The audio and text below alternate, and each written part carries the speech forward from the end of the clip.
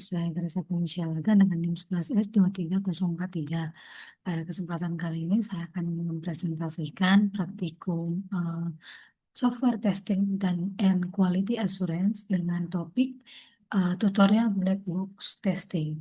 Nah, di sini ada dua task yang akan dikerjakan. Yang pertama itu adalah kita melakukan sebuah program yang mensimulasikan proses random testing berdasarkan deskripsi berikut. Yang pertama, misalkan sebuah program menerima satu parameter integer x dengan nilai data valid 0, x-nya itu lebih besar dari x dan x-nya itu lebih dan x-nya itu maksimalnya itu 20.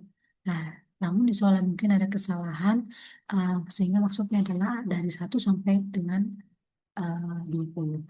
Kemudian dibuatlah program untuk memilih 10 test case secara acak dengan menggunakan pendekatan distribusi uniform atau distribusi seragam. Nah, saya akan menjelaskannya langsung pada Visco. Nah, sebelumnya itu saya akan menjelaskan terlebih dahulu apa sih tujuan dari praktikum tersebut. Nah, praktikum tersebut bertujuan untuk memahami dan membedakan penerapan random testing dalam pengujian perangkat lunak. Melalui praktikum ini, kami diajak untuk melihat bagaimana input kita diajak untuk melihat bagaimana input dapat dipilih secara acak dari domain nilai yang valid serta bagaimana perbedaan pendekatan distribusi akan mengaruhi hasil pengujian. Nah, pada task 1 ini dengan uniform distribusi di mana setiap nilai dalam rentang input memiliki peluang yang sama untuk dipilih sehingga semua nilai diperlakukan secara adil dan dapat membantu memastikan coverage terhadap seluruh domain input. Nah, saya akan sedangkan task 2 itu nantinya dengan operational distribution, di mana peluang setiap nilai dipilih melalui pola frekuensi tabel yang sudah diberikan nantinya, sehingga nilai yang lebih sering digunakan pengguna akan lebih sering muncul sebagai test case-nya. Dengan demikian, praktikum ini bertujuan agar kita tidak hanya memahami teori random testing, tetapi juga mampu mengimplementasikannya dalam bentuk program sederhana dan menyadari perbedaan karakteristik output yang dihasilkan oleh distribusi uniform dan distribusi operasional. Nah, pertama-tama saya akan menjelaskan terlebih dahulu task yang pertama. Nah, di sini ada import java.udel.random. Nah, ini kita memberitahu kita bahwa kita ingin memakai kelas random yang sudah tersedia di standard library, di mana dalam kelas ini menyediakan metode untuk menghasilkan angka episode acak atau random. Nah, kemudian ini adalah nama kelasnya. Kita buat di sini adalah task 1. Lalu di sini adalah fungsi main adalah entry point program di mana baris ini dipanggil pertama kali saat kita menjalankan Java task 1 tersebut. Nah, di sini ada random sama dengan new random. Di sini kita membuat objek random dari kelas random. Ini inti dari menggunakan random, di mana objek ini yang nantinya kita pakai untuk menghasilkan angka acak atau random. Nah, di sini kan ada new random. Di sini menghasilkan set otomatis, di mana biasanya bergantung pada waktu sistem, sehingga setiap kali kita jalankan atau kita compile program, hasilnya biasanya itu akan berbeda. Lanjut, di sini ada integer min 1 dan max 10, di mana tadi yang seperti ada di soal, ini menetapkan rentang valid tentang nilai x-nya, di mana program ini memilih hanya angka 1 sampai 20 termasuk 1 dan 20 dan bilangan di rentangnya. Lalu di sini ada integer number of test sama dengan 10. Karena kita mau membuat 10 tes 10 tes, di mana ini mengontrol seberapa banyak loop akan dieksekusi. Lalu di sini lalu akan mencetak nantinya task 1 random testing uniform distribution. Lalu di sini ada for integer is minimum. Nah, pada di sini kita akan melakukan looping, di mana berulang 10 kali, karena kita tantangannya itu adalah 10 test case. Nah, di mana setiap iterasi itu menghasilkan satu nilai X dan akan dicetak ke nantinya kepada user. Lalu di sini ada integer test case dengan random next integer, max dikurangi plus 1 plus min. Nah, di sini ini baris yang paling penting, di mana di sinilah dibuat angka yang random tadi, di mana max kurang min tambah satu itu untuk min sama dengan satu dan max sama dengan 20, di mana hasilnya 20. Lalu di situ kan ada random next integer. Nah, di situ menghasilkan nilai integer dari rentang 0 sampai 19, di mana ditambah min hasil akhirnya uh, itu bersifat inklusif 1 dan 20. Jadi formula ini memastikan inklusi pada kedua ujungnya itu si satu tadi dan 20. Lalu di sini akan mencetak hasil dalam bentuk teks ke konsol, di mana format itu di sini akan mencetak ke kita mulai dari test case 1 sampai dengan test case yang ke-10. Lalu di sini kita kan menggunakan tadinya Java util random tuh. Nah, kita menggunakan mohon maaf, di sini kan kita menggunakan Java util random. Nah, Java util random ini mengandung algoritma yang namanya itu deterministik. Nah, di mana pada versi untuk menghasilkan bilangan yang terlihat acak atau random tadi. Lalu, eh, jika kita buat di sini kan new random. Di sini new random. Oleh sebab itu, setiap kita run atau kita mau compile akan mengeluarkan urutan yang sama persis berguna untuk reproduksi atau berguna untuk berjalannya hasilnya nantinya. Namun, setiap kita compile, dia pasti antara test case 1 sampai test case 10 belum tentu sama dari kita compile yang pertama sama compile yang kedua. Nah, kenapa max tadi sangat dibutuhkan di sini? Karena kita memberikan angka 0 sampai pun dikurang 1 yaitu dari 20. Untuk mendapatkan minimum dan maksimumnya, kita perlu jumlah nilai antara max kurang min plus 1. Lalu, oke, kita coba merun untuk mengcompile pada tugas yang pertama ini.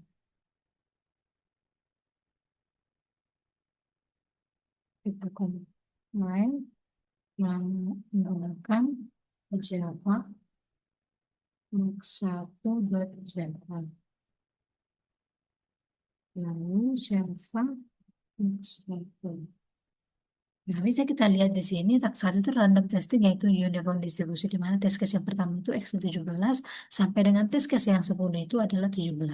Nah, kita coba untuk sekali lagi untuk mengcompile-nya. Maka bisa kita pastikan bahwa, nah, dia kan berbeda. Di sini kan tadi test case yang pertama itu adalah 17, sedangkan di sini sudah 2. Nah, contohnya itu lagi yang ke-9 di sini kan 1. Lalu yang ke-9 di sini adalah 20.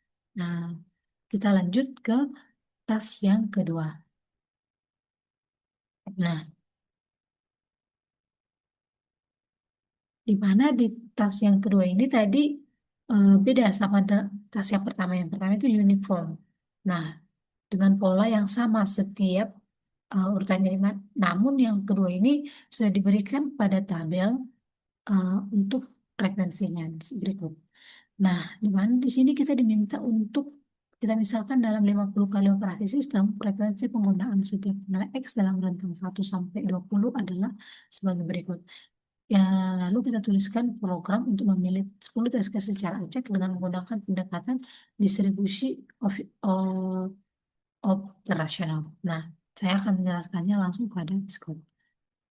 Di sini hmm, kita mengimpor semua kelas atau di dalam package Java util seperti random, math, linked hash map, release, di mana ini dibutuhkan karena program menggunakan struktur data dan generator angka random dari package ini. Lalu di sini kita menggunakan public class, ini adalah kelasnya, nama kelasnya yang akan mengompilasi dan menjalankannya dengan benar. Lalu di sini kita menggunakan public static void main. Di sini adalah fungsi main adalah titik masuk program. Saat kita menjalankan Java task 2, baris inilah yang akan dipanggil pertama kalinya. Uh, inti, uh, intinya itu mungkin bisa dikatakan inilah pemimpinnya nantinya kalau kita mengcompile si program tersebut. Lalu di sini ada random random sama non-random hampir sama-sama sebelumnya, di mana kita menggunakan angka acak di program ini, di mana di setiap nantinya kita mengcompile atau merankan program ini, maka test case-nya itu beda-beda gitu. Um, Contohnya compile yang pertama itu, test case yang pertama itu angkanya 2. Nah, untuk compile yang kedua kali, belum tentu 2 untuk yang test case yang pertama gitu.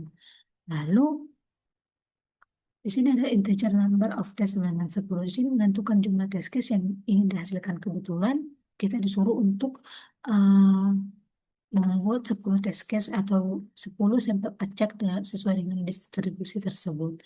Nah, lalu di sini ada map integer, frekuensi map sebenarnya. Nah, ini adalah instruksi yang ada di soal, di mana kita membuat struktur data map untuk menyimpan pasangan nilai X lalu frekuensi pemakaiannya.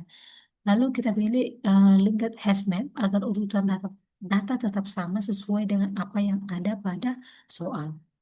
Nah, ini adalah bagian data frekuensi dari dari tabel soal. Nah, yang artinya Q1 itu adalah nilai X-nya 1 dan dia muncul 10 kali. Nilai X-nya 2 dia muncul 5 kali. Sampai ke urutan yang ke-50 itu adalah 20 dia muncul 5 kali. Oke. Lalu di sini ada for integer ini, for integer sama dengan nilai ini, di mana itu adalah full size, di mana full size-nya itu adalah, di sini full size-nya itu 50. Nah, di mana kita menghasilkan angka dari 0 sampai 49. Lalu di sini adalah full gap index. Nah, di sini mengambil elemen acak dari full, misalnya X-nya itu sama dengan 1 atau X-nya itu sama dengan 20. Nah, karena full itu sudah dibuat dari frekuensi yang berbeda, maka nilai yang lebih sering muncul di tabel punya peluang lebih besar keluar. Nah, contohnya kan tadi X sama dengan 1 itu muncul 10 kali dan X sama dengan 3 muncul 1 kali, itu sebagai contoh. Nah, kalau contohnya kita buat test case-nya itu, maka angka 1 akan lebih sering muncul dibandingkan angka 3, dan bahkan angka 3 itu X sama dengan 3 itu muncul hanya sekali dalam 10 test case itu gitu. Satu kemungkinan bisa muncul 5 kali, 3 kali, ataupun 2 kali. Nah, loop ini diulang 10 kali dan akan menghasilkan 10 test case. Nah, kita akan mengcompile pada bagian kelas 2 tersebut.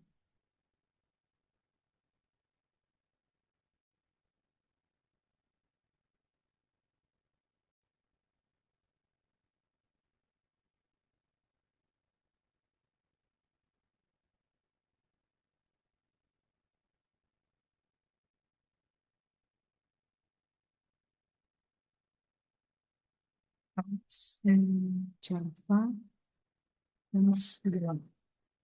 Nah, kita bisa lihat di situ random testing menggunakan operational distribution itu test case yang pertama itu adalah 14, lalu yang kedua ya test case yang pertama itu adalah 14, yang kedua adalah 1, yang ketiga adalah 11, yang keempat ada 9, yang kelima itu ada 17. Nah, yang ke-10 itu adalah 10. Yang bisa kita lihat di sini kan yang mendominasi itu antara yang ada itu adalah 10, lalu ada angka 1 dan 9. Angka 14 hanya muncul 1 kali, 13 muncul 1 kali, dan angka 17 muncul 1 kali. Kita coba sekali lagi untuk mengulang.